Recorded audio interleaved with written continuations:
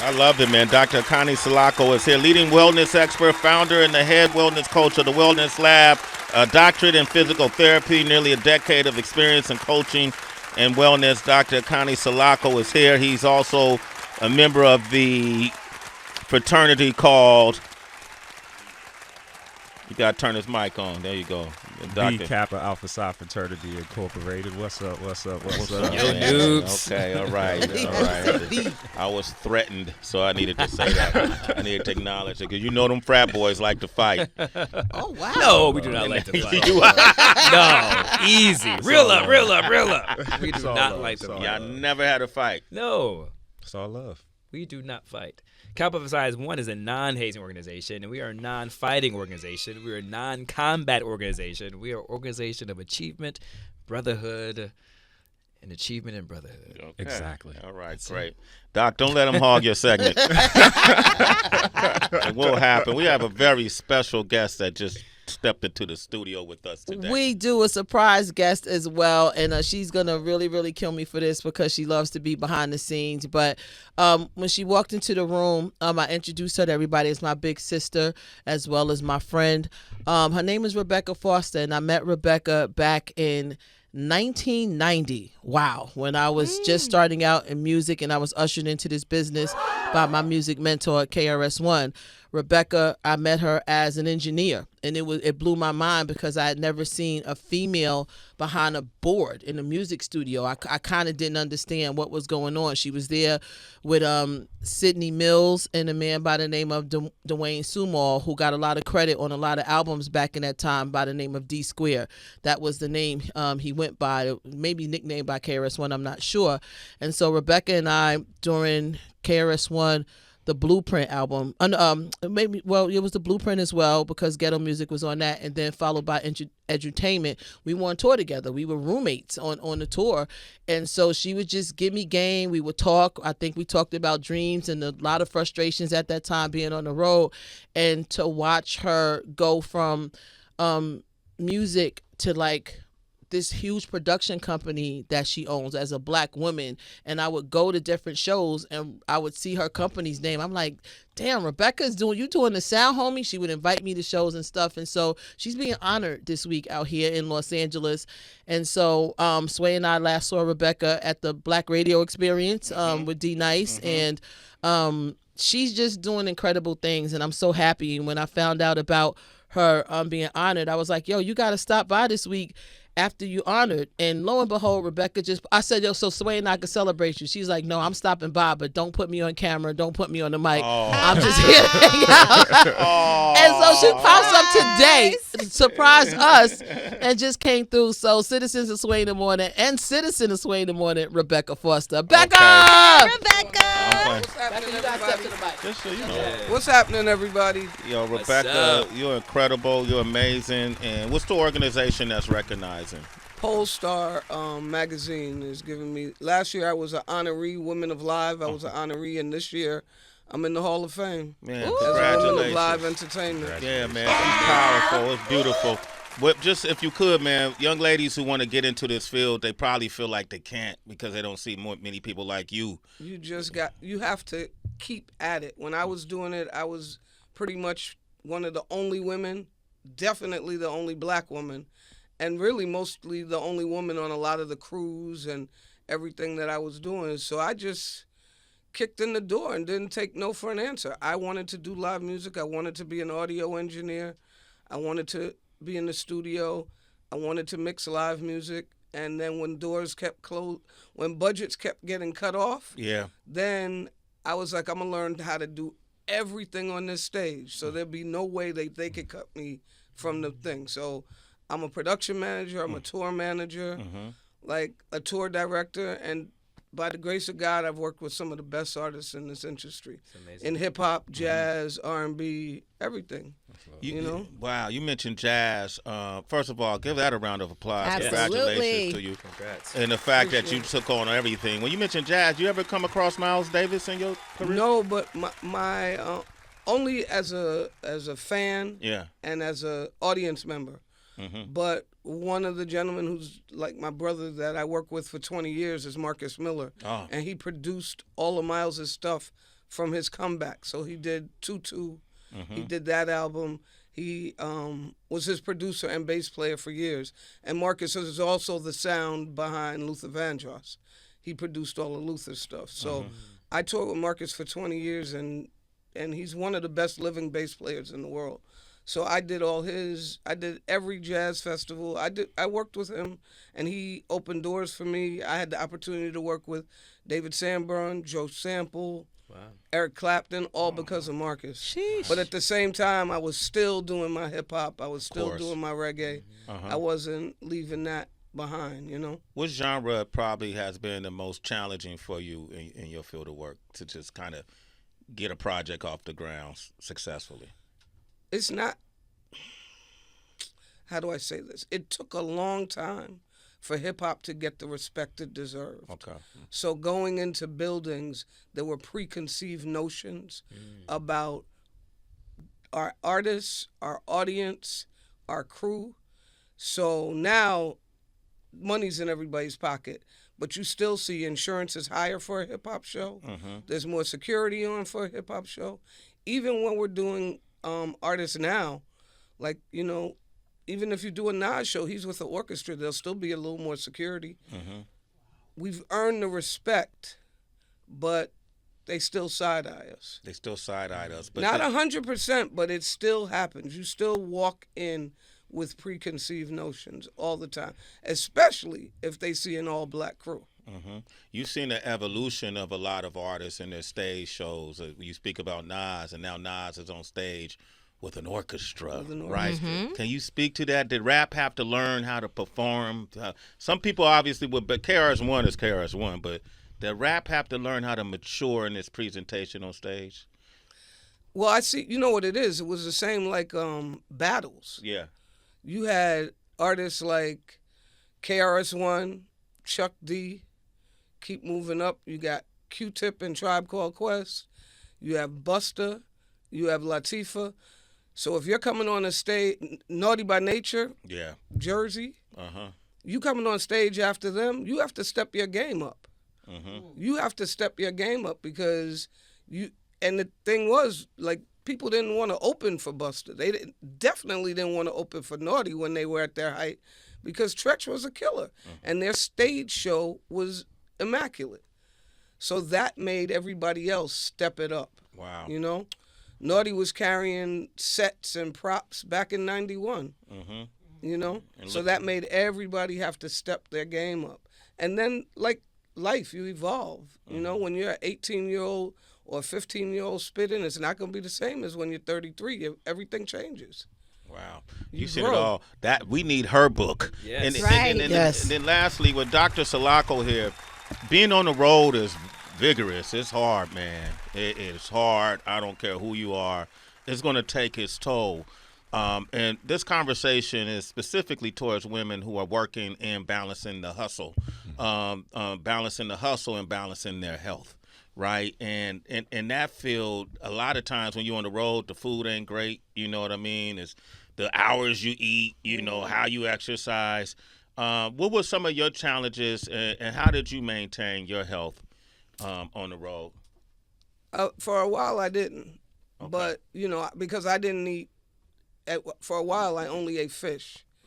So that meant there was only fried fish. I didn't eat fast food, so I didn't eat McDonald's. I'd order it, and then the guys would wait for me to order it because they knew I'd smell it and be like, this is good, you can have this. But you have to find your way. You have to find, like, my little Rolodex of places to eat in different cities is deep. Yeah. You know, and you have to request catering. Just see what the healthiest thing you have out there. And for me, keeping my head straight, prayer, taking a walk, putting on my music, and just taking space.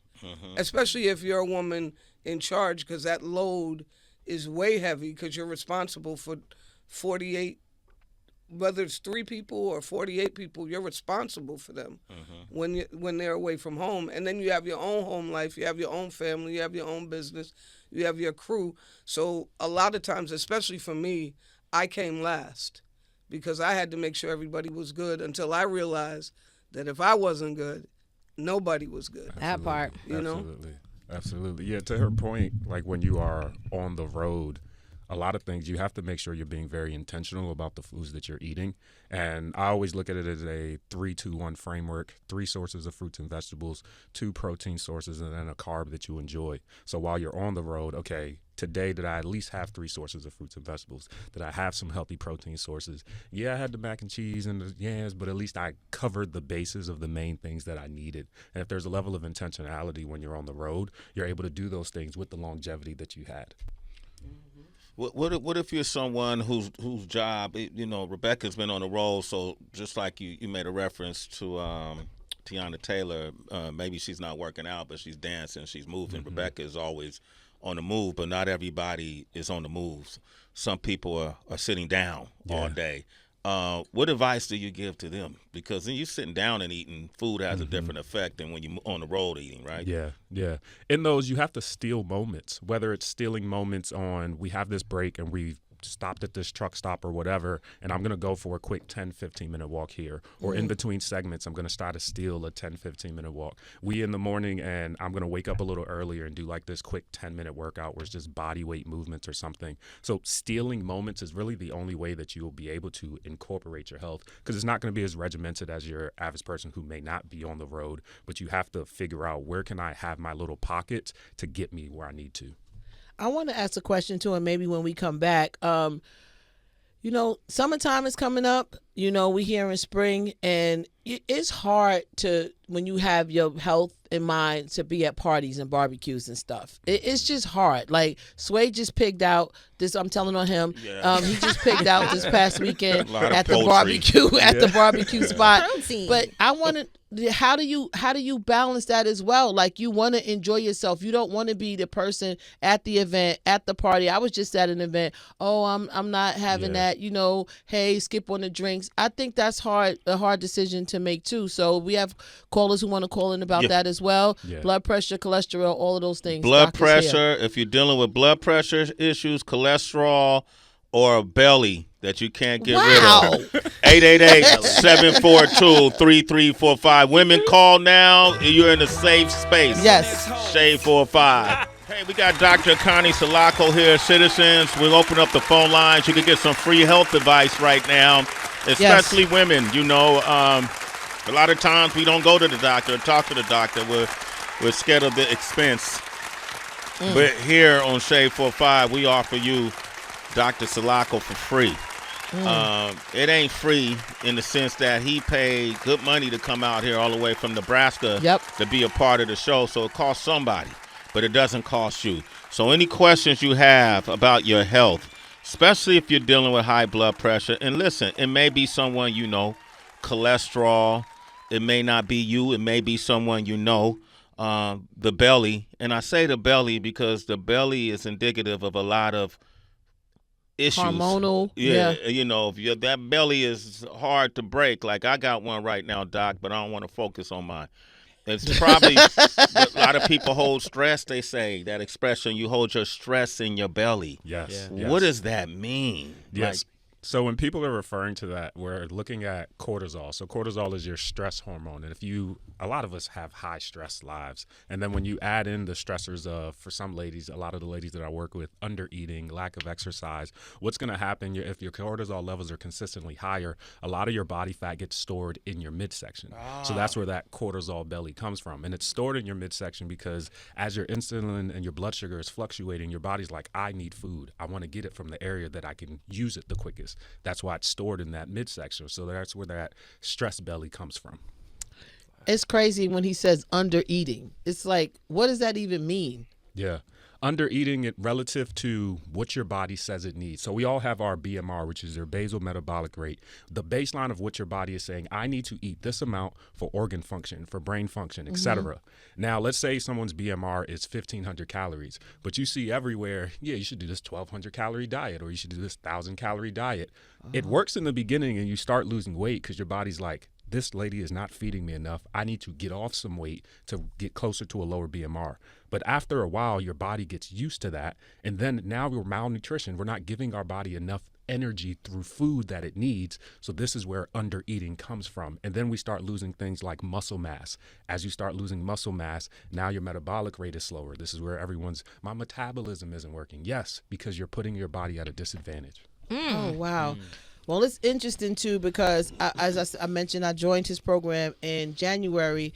And one of the things that I found was just super dope at is checking in. Yeah. You know, it's easy to get discouraged during this process. Horst can attest. I've been sending to you. I've been walking a lot, and my average now is about 8,000 steps a day. A couple of days I've been doing like 10,000, getting up to be exact, 10,465 steps. So I've been getting it in, but you don't immediately see sometimes the results, and I'm like, all right, it's been a month and a half, it's been this, how long do I keep going, how long? Yeah. And I'll get a message from you, and I'll get a hit from you, and then I'll remember the food, grab the yogurt here, grab the this there, grab the that there. But now with the summertime coming, the weather is breaking, the springtime, how do you make those same choices? Because when you get to a party, there's no almonds laying around and no yogurt. I don't even want to go to that party. If I go to your party and there's yogurt there, I'm out. Like, that's not the party I want to be at. So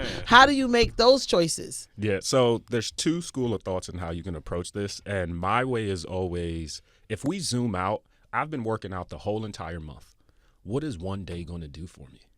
Let me go to this party and enjoy myself. It's one day out of 30. That's the same way if we look at during the winter seasons, we have Thanksgiving, you have holiday parties. But if you look at that whole span, you'll have people come around November. They're like, I'm going to wait until January to start. So you're going to let 3 days derail 3 months. It's the same thing with the summertime. Yeah, we go out a little more frequently, but it's max 2 to 3 times a month that you may really enjoy yourself. That's true. 2 to 3 times a month shouldn't derail the entire month if you are strategic for the entire month. So for me, I'm like, go enjoy yourself. Just have a realistic expectation on Monday. Don't get on a scale Monday and say, oh my gosh, I've gained 5 pounds. Yes, you're high. You've consumed a lot of sodium. Most of that is water weight. Get right back into your rhythm. You'll be okay. Oh, okay. That's this way. That's all I gotta do. But you gotta have the 30. The other 29 gotta count. Though. Okay, You gotta have the other 29. Man. The doc said. You just got sodium sway. That's all. That's Just sodium weight. it. That's it. Okay. But I have a question for you, Doc. In terms of like, I love when you come on the show because you always give us really great life hacks. Yeah. And I love the example you just used about 3, 2, 1. Yeah. If you can repeat 3, 2, 1 again, what was that to remind the audience? Yes. So I came up with it because a lot of my clients would come to me saying, okay, when I go to the grocery store and I don't necessarily, Doc, I don't want to look at the full plan. I need to jump in there and go real quick. I'm like, okay, bare minimum, go in the grocery store, think 3, 2, 1. 3 sources of fruits and vegetables because this is going to give you your fiber, your antioxidants. 2 protein sources because a lot of us don't consume enough protein. So think of your lean proteins. And then 1 carb you enjoy because everyone's trying to cut out carbohydrates. You need carbs. So with the 3, 2, 1 system, I'm looking at what Rebecca said. For those of us who are on the road a lot, and we're all on the road a lot, including myself, is a hack in order to get those 2 sources of protein shakes that we can get on the road. And also 2, that's what I've been doing. I went to the store when I first landed in LA and got a bunch of protein shakes to try to get that in the morning. And then I don't do enough fiber, I recognize. So I went to the store and got some fiber supplement. So I'm wondering, are those good life hacks? Yeah. And you can give us any others for those who are on the road a lot. Yeah, I think protein shakes are great. One, because most of them are non-perishable, so you don't have to refrigerate them. You can drink them on the go. So I think protein shakes are a great option when you are traveling. Now for fiber, there are times with fiber you're gonna have to go to the grocery store. Unless if you do a fiber supplement, that's great. But for women, 25 grams of fiber is what you're trying to hit. For men, closer to 38 grams of fiber. A fiber supplement is only gonna give you max about 5 to 8. So you have to get it from other places. So making that stop to the grocery store if you can. Yeah, let me get this little thing of blackberries and I'm just going to work through that throughout the entire day. Or let me grab some apples, some pears, some things, the fruits that are higher in fiber. So if I can incorporate that into my thing, then I'm perfectly fine. We have Dr. Akanni Salako. You can follow him at Dr. Dr. Period Salako. That's Dr. Period Salako. He's on air with us. Melina is in Charlotte. Welcome to the show, Hey, Melina. Melina. Hey, y'all. Okay, quick question. Hey, what's up, Dr. Salako, thank you so much. Thank you so much for this information. Mm-hmm. But I have been suffering with fibroids over the last, maybe 5-6 years, and it's getting worse. I just came from my physical this year, and my doctor asked me, she was like, are you been feeling faint? My blood's really low, so I have to see a hematologist. Is there anything I can do, in the meanwhile, naturally, as far, I don't want to do the hysterectomy thing. I've gone down that route. But do you just have anything for me? I don't think I can even survive another cycle. Yeah. I'll speak to the low iron and the blood. What you can do is increase your foods that are higher in iron. So if we get more of our animal proteins, like your red meats, if you're someone who eats red meats, getting more of your red meats, getting your leafy greens, so your spinach, your kale, those things are going to be higher in iron as well. So I would start there. The rest of the conversation, I think, is more fitted for you to have with your primary. That way, because they know a deeper level of all the things that are going on, because there may be things that we don't want to overlook. But from a diet perspective, really making sure that we're addressing what we can do from our iron levels. Can I jump in really quickly to add, Melina, to what Dr. Salako is saying? So I'm not embarrassed to say I went through 3 surgeries of fibroids because I did not want to have a hysterectomy. Jesus. And what I found out was that because of my blood type, that I was told that I needed to cut out chicken, that there was something that was going on with chicken and how the animals were possibly being processed with estrogen. It was affecting my fibroids and causing fibroids to come back every 5 years aggressively. I ended up having to go to a hematologist, like you mentioned, but I got it done intravenously. I changed my diet. To Dr. Salako's point, added more spinach, added fish, because I cut out chicken completely. And that was the last surgery that I had in 2015. I changed my diet. And I don't know if you eat chicken blood type, and though. my blood type and started eating according to my blood type, which totally chicken was out. And so I would follow what the doctor is saying, but also follow up with the hematologist. But I've not been back with that issue since 2015. And I think it was Heather. Heather gave me, I feel like you gave me this book called Eat Your Blood. I told you about the book, Eat According to Your Blood Type. Eat According to Your Blood Type. I heard about it, Eat According to Your Blood Type. I like that. Yeah. Get that. Oh, my God. And then also follow Dr. Are you on Instagram? Are you on Instagram? Yeah. Follow Dr. Salako. Tell him you came on this call. He's going to help you directly off mic. Yes, just shoot me a DM. Okay, DR, DR period SALAKO.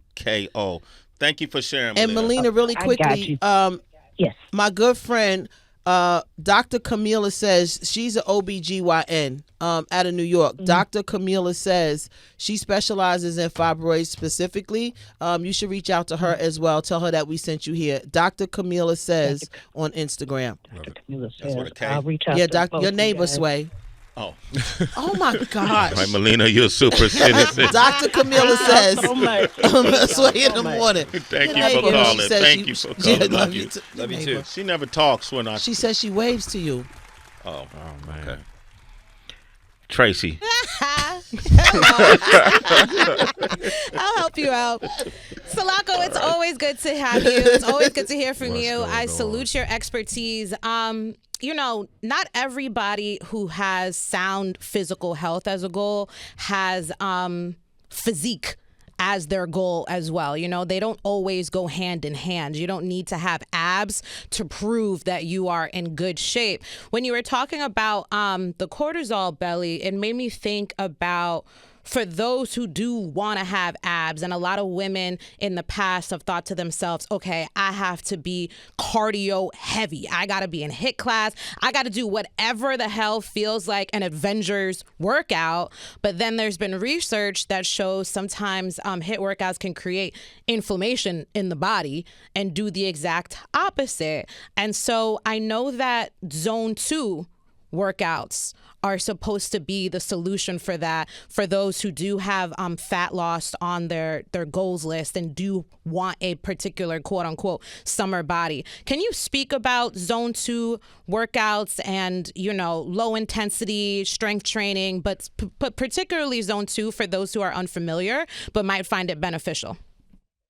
Yes. So when it comes to zone 2 cardio, if we look at energy systems, the benefit of zone 2 cardio, it puts you in the energy system where fat is primarily being used for your energy. So the higher intensity, most people think I'm going to do a high intensity workout because it's going to target fat. It targets fat after the fact in recovery. But if we're trying to target specifically fat as energy during the workout, zone 2 is going to be great because of where your heart rate stands. So doing zone 2 cardio, you want to be able to do cardio where you can have a conversation while you're doing it. It's in some cases, strength training can also be looked at a form of zone 2 workouts because it's not super intense. You're taking rest breaks. Your heart rate stays within a certain range. So that's why strength training is really great, because you're able to stay in that zone while you're doing the exercises. All right. Great question, Tracy. Dr. Salako, I want to thank you for coming out here every month. He's our resident doctor. He's one of our resident doctors, Dr. Akanni Salako. Citizens, this man is very generous with his time. Yes. Right? Him flying out here from Nebraska. You know, he got a newborn, right? Yes. Now, and That's about eight weeks now. 8 weeks now, and congratulations. I knew the baby when the baby was still in the belly. You know, tell your wife I said congratulations. Yes. She's amazing as well. I want you to follow him, citizens. What's more important than your health? 100%. Nothing. DR period SALAKO. We want to thank you for coming by. Rebecca, congratulations to you. Congrats, Becca. Y'all follow Rebecca on Instagram. That's right. What is it? Becca Foster. At Beculus. Beculus. Bekulus. Okay.